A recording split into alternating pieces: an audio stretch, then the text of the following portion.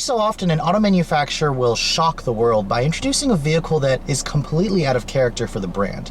Now, Hyundai did just that at the 2007 New York International Auto Show when they showed us the Genesis concept. Now, this was a luxury sedan from a company typically known for offering value-oriented, cheap vehicles with a strong warranty and somewhat stylish designs. Now, when this car came out as a production model in 2009, it was the first generation, obviously, and it really was not the Hyundai norm. This was a mid-size executive luxury sedan that was rear-wheel drive, offered the choice of Hyundai's first ever V8 powertrain, production V8 powertrain, and it really took on BMW, Mercedes, Lexus in terms of size, prestige, luxury, engine displacement, its rear drive. However, in price, it undercutted those rivals by thousands of dollars. Now, fast forward a few years, what I'm sitting in right now is the 2015 Genesis. This is the second generation of Hyundai's luxury sedan. Now, the Genesis still comes in the sedan and then the coupe. The coupe is a completely different vehicle, so that'll be for a different review. For now, that's carrying on with the old body style. However, this second generation Genesis was introduced at the New York Auto Show earlier this year, and you can see in terms of its design, Hyundai really took the somewhat anonymous styling of the old model and made it a little bit more substantial, a little bit more premium. The front end of this vehicle has almost like an Aston Martin grille. I really like the LED accents around the headlights that surround the HID headlights. Now, for some reason, the Genesis actually does not have LED daytime running lights. It actually has this amber illuminated LED daytime running light that's in the high beam portion, but I'm kind of surprised that it doesn't have an LED daytime running light. All of its competitors pretty much have that. Now, the headlight design of this vehicle, it kind of is a little bit unique. I mean, some people have told me it reminds them of an Aston Martin or maybe some elements of the new Fusion. Honestly, I think it looks good. There's still no Hyundai badge in the grille. However, there is the little Genesis split wing badge above the grille, so they are putting some distinction to this vehicle as opposed to the previous model, which kind of looked like a Mercedes Lexus combination that didn't have any branding at all. Now, looking at the side of the vehicle, Hyundai actually stretched the wheelbase of the new Genesis by about 3 inches to give backseat passengers a little more legroom, which is a little contradicting considering if you look at the spec seats, the backseat legroom is actually a little bit less this year. Coming to the rear of the vehicle, it looks pretty much like the Hyundai Elantra, save for the LED taillights. The design's pretty handsome, don't get me wrong. You have some dual integrated exhaust tips on this 3.8 V6 model that I'm showing you guys. If you guys go for the larger 5-liter V8, you will have a quad outlet exhaust in the back. That's how you're going to distinguish the two, as well as a subtle 5.0 badge on the back. This particular one is the 3.8-liter V6. Now, the taillights of this vehicle, you know, they are pretty nice looking, but I have actually mistaken this car for Acura's new TLX in the back, especially when the taillights are illuminated. They kind of give you that that same style and design. So, you know, manufacturers these days are pretty much taking designs from each other. Hyundai's head designer actually used to work for BMW for the last 18 years. So, I mean, the look of this car, very, very premium, very, very substantial. It gives you the classic rear-wheel drive proportions here. And one of the substantial updates that Hyundai made for this new Genesis is the fact that you can get this car with H-Track, their all-wheel drive system. Only on the V6 models, the V8 only comes with rear-wheel drive. I mean, in terms of the look, I think it's an improvement. It looks good. It looks pretty distinctive. If somewhat a little bit deja vu-ish in terms of some of its design elements. These 18-inch wheels aren't really my favorite. You'll get 18s on the V6. Go for the V8. You'll get a handsome pair of 19-inch wheels. Stepping inside the new Hyundai Genesis, you can see the design is pretty much an evolution of the previous model. I was definitely starting to think that it was looking a little bit dated. I can see that Hyundai basically nicely updated it. One of the immediate things I'm noticing is that new steering wheel. They actually got rid of the Hyundai badge that was in the previous model, and they actually gave it a new Genesis badge with the kind of the fake Aston Martin or Bentley look. Now you can see my particular tester has the Ultimate package. It gives you these upgraded leather seats with the black accent piping.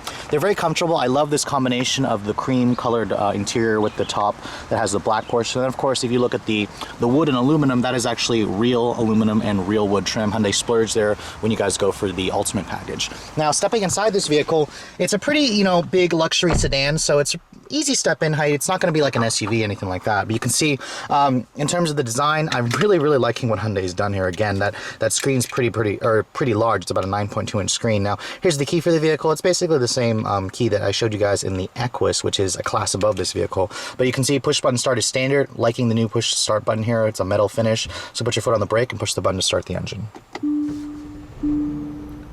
And of course, what you're hearing is the 3.8 liter V6 engine. This is the base engine in the car. And it's, basically carryover from last year, although Hyundai did downgrade the horsepower numbers significantly. However, torque went up a little bit, so they beefed up the mid-range. Now, you can see that 7.4-inch screen there is optional. You get that when you go for the TAC package. There's basically one trim in this vehicle, and it comes pretty loaded. Navigation's actually standard. You take your pick between Signature, which I would highly recommend for anyone who's going to buy this car. The TAC package rolls in the driver assistance stuff, and then the Ultimate package gives you the bigger screen, the better sound system, the head-up display, and Hyundai actually does one of the best head-up displays in the business. Now, when you take a glance at this interior, the materials are pretty high quality. This is a relatively expensive car. I'll let you guys know what the as-tested price of my tester is later on in the video, but you can see the materials here are soft touch on the dash, lower part of the dash. Upper part of the dash is also soft touch. Nice leather stitching here over the instrument panel. And then looking at the door panels here, same soft touch materials, more wood grain, leather padded here where your elbows are going to rest. All the windows are fully automatic, up, down, liking that. And then of course, they actually soft close as well when they're about to get to the top of the window frame. Now, this vehicle, in terms of the technology, basically uses Hyundai's BlueLink, their BlueLink telematics system. This is kind of similar to Ford Sync, GM's OnStar. You have basically these buttons here. It's connected to a live operator if you need to do that. Hyundai also offers a few additional apps. Now, the home screen of this vehicle, or the home screen of this 9.2-inch display. Now, I love this display. Very, very beautiful graphics. Very easy to use as well. I love all the shortcut buttons here.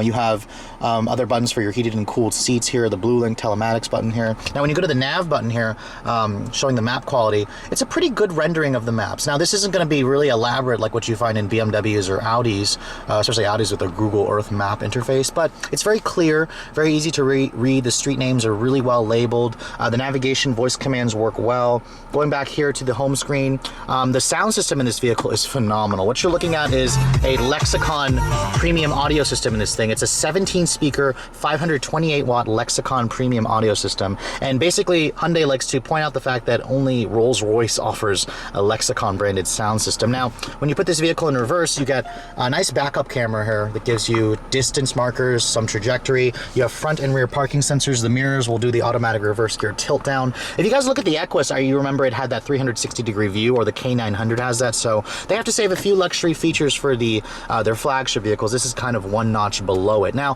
one of the things that's new about this screen is it's actually a touchscreen. The Equus was not a touchscreen, and I'm liking that it is a touchscreen, so Hyundai kind of gives you the choice. You can control it from this controller here, or you can control it via just touching the screen here, which is a very nice thing to do. I'm liking the actual hard buttons here. You have knobs for your climate controls, you have knobs for your radio and tuning. That CTS V Sport that I showed you guys had the touch capacitive buttons. That's way too distracting for me. I much prefer this setup. So in terms of the interior, I mean, these cars are direct rivals. I much prefer the Hyundai's interior. Now, looking at this center or instrument panel display here, this is a very, very simple looking, nice looking display. It actually has a driver selectable mode here. Hyundai offers, that's new for the Genesis. You can pick between Eco mode, which turns it green, Sport mode turns it red. I'll show you guys if it makes a difference in the driving dynamics later. And then there's the normal mode, which is blue. I mean, overall, I really, really like this interior design. You got paddle shifters on the steering wheel. The steering wheel itself, I kind of wish it was a little bit more distinctive, but this is a luxury sedan. It's not really designed to be a sports sedan. Now, part of the signature package is that huge panoramic sunroof. Now, this is pretty much the entire roof panel is almost glass. It does have a little portion here that you can close in case the sun is a little bit too intense. Personally, I like to leave it open. The tint is pretty dark, so it's not really going to burn you too much. But you can see here, if you push this button here, it's all controlled from that little switch. The sunroof opens pretty largely. I mean, it gives you a very, very nice, airy feeling to the cabin, and it makes the car feel even more spacious inside. Now, when you look in these little storage compartments here, you have your aux, your USB, power outlet there, cup holders there, nice little storage right here. And of course, one of the new things that Hyundai really offered in this vehicle is its driver assistance tech. Look over here, you'll find lots of buttons for the driver assistance tech here. This vehicle actually has pretty much the lane departure warning, the automatic braking, forward collision warning. It'll all show you that in the heads-up display. But one of the new features, which I'll show you guys when we get on the test drive, is the lane keeping assist. Genesis, this vehicle will actually steer its way for you and keep you in the lane, especially if you start to drift without using a signal. Looking at the glove compartment here, it's lined with felt, it's damped, it's a pretty good size. I mean, storage space is not really a problem with this car. It's not really a problem with anything in this vehicle. And in terms of, you know, does it compare with something that you'll get in a BMW or Mercedes? I really think it does. I really don't see much in the way of cost savings here. Hyundai used a lot of its own unique parts here. You don't really see much sharing between an Elantra or an Accent in the Genesis, so I'm pretty impressed with this new interior. Now, checking out the back seat of the all-new Genesis, this is another area where a lot of people are going to judge this car for offering a good amount of space, because this is a mid-size luxury sedan. You can see legroom's actually down by 3 inches compared to last year's model, which offered 38. However, at 35 inches, I really think it's underrated, to be honest. I'm 5'7", of course. I'm pretty short, but I have plenty of space here to spread out. I can even cross my legs back here. And then, of course, Hyundai gave you some rear seat vents. There's some nice mat pockets here. The seats themselves, they're very, very comfortable. They do not recline or anything like that, but you know, you fold this down here, you will get armrest right there, storage, pass through. The seat itself, actually, it looks like it actually does not fold down. I'll double check that when we get to the trunk. But you know, looking at the rest of the interior here, high quality materials as expected. Soft touch right here. You have your own little window sunshade right here in case you want to block out the sun. More aluminum wood trim here, leather stitched here, and then of course a little bit more storage down there. I mean, the back seat in this vehicle is a really nice place to spend some time, and I wouldn't mind sitting back here, honestly. So one of the cool features of the new Genesis is the fact that it has a hands-free smart trunk. If you walk back here with the key in your pocket, the trunk's closed, it actually senses that you're approaching the trunk, and it actually opens the trunk for you. And I literally did not touch anything in the trunk. You can see I actually have a lot of equipment in here. You're looking at about just under 16 cubic feet of space. It's a fairly large trunk. It's pretty much class competitive. The seats do not fold down, but you get that pass through, so it does lack a little bit of versatility, but then again, most cars in this class do not offer the fold down feature. To close the trunk, you can even lock the doors here. You can push either of these buttons here. Pushing that will close the trunk. It is a power closing and opening trunk, and that's part of the ultimate package when you guys go for that. Now, when you check underneath the Hyundai Genesis's long sculpted hood, you're going to find your choice of 2 engines in this baby. This is the base engine. This is the 3.8 liter GDI V6. The engines are basically carryover from last year's. Your upgrade engine is the 5 liter. Both engines have gasoline direct injection. Now, the 3.8 liter actually does run on regular. I believe the 5 liter also runs on regular as well. You can put premium in it. Hyundai says regular will run fine. The numbers are a little bit down from last year, 311 horses and 293 pound-feet of torque. So the torque number is up. However, the horsepower number is down from the 333. Overall, the performance feels pretty good. The 5 liter V8's rated at 420 horsepower. And on both transmissions, or both engines, basically use an 8-speed automatic transmission. There's no manual available. Now, fuel economy is basically what Hyundai beefed up a little bit. It's rated at 1829 for the rear-wheel drive V6. Go for the 4-wheel drive, the all-wheel drive model. It drops to 1625. The V8 is rated at a rather unimpressive 1523. However, this vehicle weighs about 4,000 pounds. Rear-wheel drive again, 8-speed automatic. Let's take a look at how it all runs together. Initially setting foot in the Genesis and putting it in drive, you know, feeling out the car as it goes over some bumps, I'm getting a pretty positive impression here. The previous Genesis, it felt like a pretty substantial car. This one feels like it's been beefed up a little bit more. However, it still feels a little bit on the soft side. Hyundai says they did beef up the sport factor a little bit, so I'll be curious to see if that is actually the case.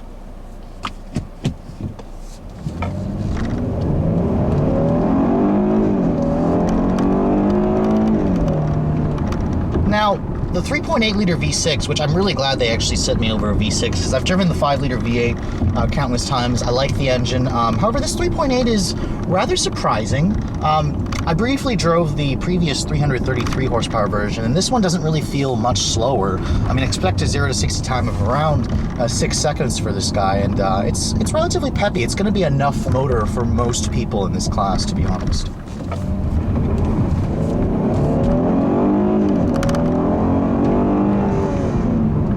Now, a couple things I am noticing about the engine in this car is it's a little bit unrefined when you get up in the higher rev range. Its competitors really just don't offer that kind of gritty noise, but I do hear a little bit of that, so I'm a tad disappointed with the gritty noise. However, when most buyers aren't going to push the engine as hard as I do, but for demonstration purposes, I am noticing that a little bit of nastiness in the sound of the engine. However, in terms of driving like a luxury car, this thing is incredible. It excels at that, and it actually is better quietness, and the ride quality is better than that Cadillac. But of course, the Genesis has a different mission. This is designed to be more of a softer luxury sedan, not really much of a sports sedan like the Cadillac CTS was. Now, in terms of the rest of the driving dynamics, the steering in this car is pretty light, pretty numb. It gives you a little bit of road feel, but honestly not as much as some of the sportier entries in the class. You guys go for the CTS, the GS, the Lexus GS, the Infiniti Q50, the Mercedes-Benz, the BMW. All of them will offer a little bit more of a sports sedan presence,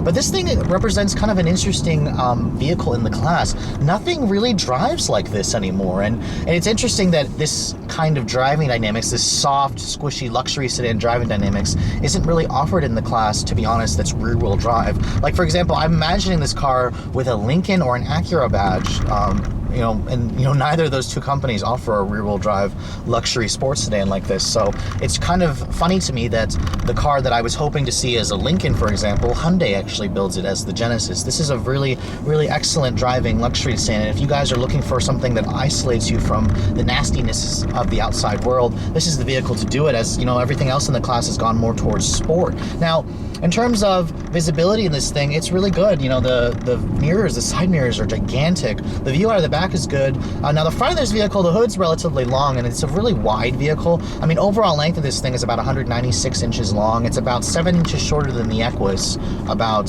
4 inches shorter than the K900. So this is on the smaller end of both of those vehicles. This is kind of 5 Series competitors, where those are 7 Series competitors. Now, the seats in this thing also very, very quiet, very comfortable.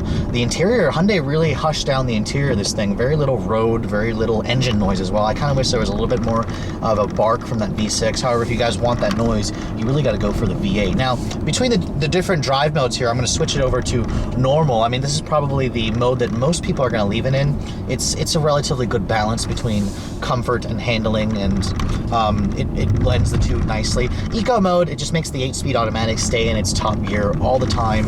It was just kind of annoying for acceleration. You know, when you put it into sport mode, this is interesting because it really doesn't do much, to be honest.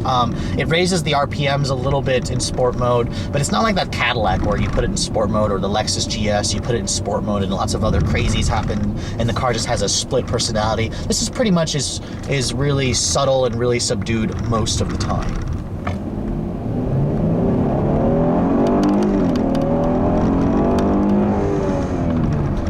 Now again, acceleration is pretty impressive. For most people, this is what they're basically gonna, want in their luxury sedan. Now, going around some corners in this back road, the Genesis is not what you'd say a sports sedan again.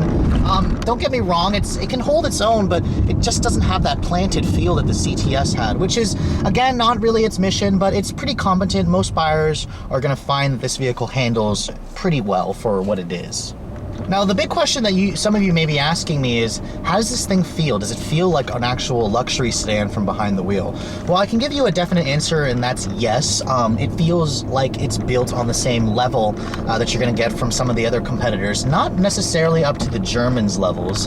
I mean, some people associate this class more with a sportier feel, and that's how they say that it's a real player in the class. Some people want the isolation, and the Genesis definitely goes for the isolation, but it really depends on what's your cup of tea. I think this car feels pretty impressive, and Hyundai should be quite proud of what they've achieved with the new Genesis.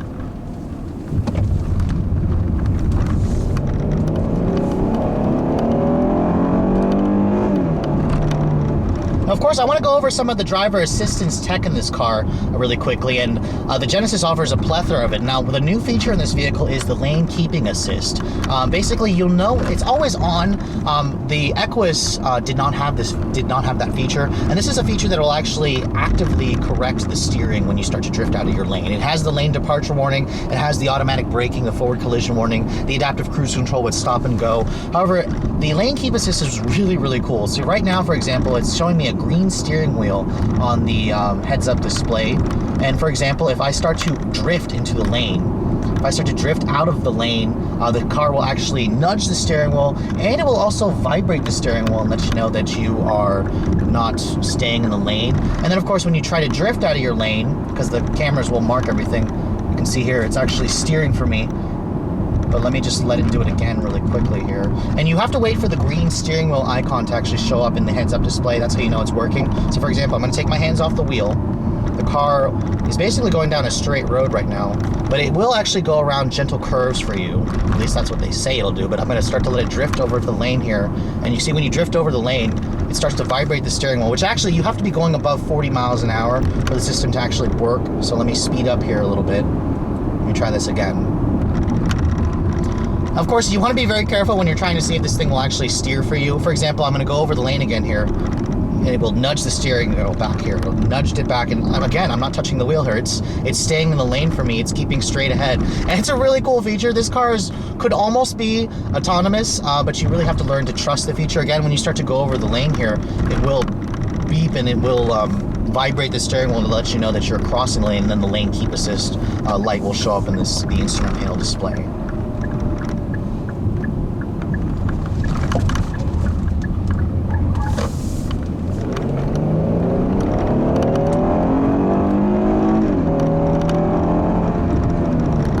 Now, coming up to the end of this review, I find myself again having a tough time finding things that are wrong with this car.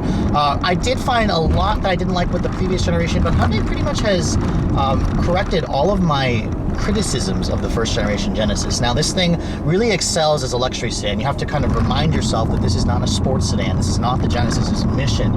Wait for the R-Spec model to come out and I'll start to see what they can offer us here. But in terms of everything else in this vehicle, the technology is up to date. The 9.2-inch screen here in the center stack looks fantastic.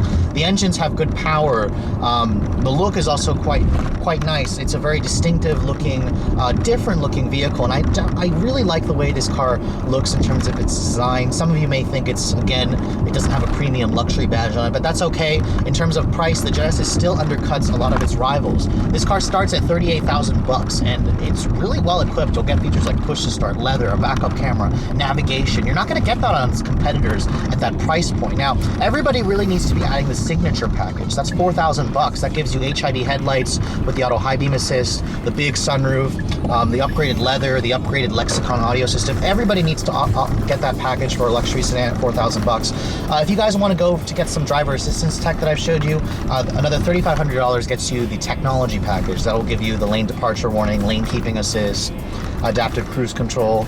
It's a pretty nice upgrade. I would recommend going for that. And then of course my tester has everything. It has the ultimate package. That gives for another $3,500. That'll roll in the heads-up display, the power closing trunk lid, the 9.2-inch screen. It's an upgrade screen. The smaller or the lower trim Genesis models will have an 8-inch screen. You know, at that price point, this car's price puts it at $49,000, just under $50,000, which is a lot more expensive than the old one. This is about $3,000 more expensive than the old Genesis. However, I have to say that the technology in this vehicle is quite impressive. The look is premium. The interior is roomy, comfortable, quiet. It does its job. It isolates you from the nasties of the outside world, which is why people buy a luxury sedan like this, and it undercuts its rivals by a significant chunk. If you guys remember, that CTS V Sport I showed you guys was $72,000. Expect to pay over $60,000 for its competitors that are going to be similarly equipped.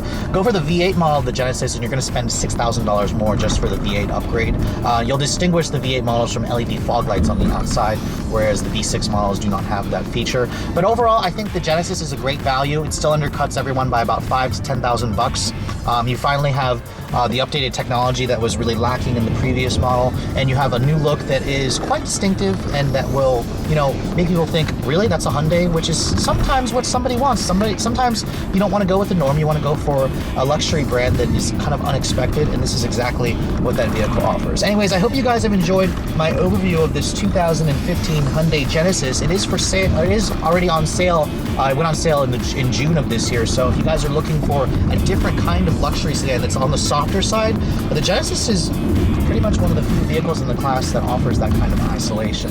Hope you guys have enjoyed my overview. Thanks so much for watching. I'll catch you all in the next review.